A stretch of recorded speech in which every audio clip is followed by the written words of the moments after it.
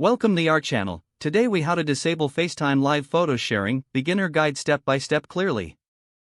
Open your device and locate the Settings app on your home screen. Tap on the Settings icon to open the menu. Scroll down until you find the FaceTime option. Select FaceTime to access its settings. Once in the FaceTime settings, look for the option labeled Live Photos. You will see a toggle switch next to Live Photos. A prompt may appear asking for confirmation. Confirm that you want to disable live photo sharing. Now, live photos will no longer be captured during your FaceTime calls. You can verify that the setting is off by checking the toggle, which should now be gray. This completes the process of disabling FaceTime live photo sharing. If the page does not load, refresh the browser or try again in a private or incognito window. Make sure you are using the correct email address, then retype it carefully to avoid small typos. If your password is not accepted, use the reset option and create a new strong password you can remember. Check your spam folder for verification or security emails, then complete any requested confirmation steps.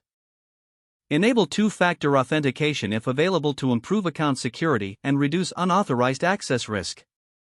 After signing in, review your profile details so your contact information and settings are accurate and current.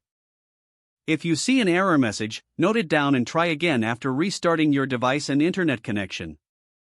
Log out when you finish, especially on shared devices, to keep your account and payment information secure. If the page does not load, refresh the browser or try again in a private or incognito window.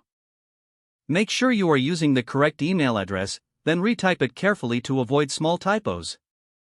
If your password is not accepted, use the reset option and create a new strong password you can remember.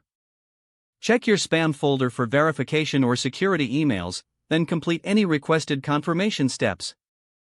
Enable two-factor authentication if available to improve account security and reduce unauthorized access risk.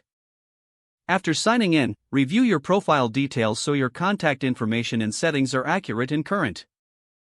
If you see an error message, note it down and try again after restarting your device and internet connection. Log out when you finish, especially on shared devices, to keep your account and payment information secure. If the page does not load, refresh the browser or try again in a private or incognito window. Make sure you are using the correct email address, then retype it carefully to avoid small typos. Don't forget to like this video and subscribe to our channel for more step-by-step tech guides.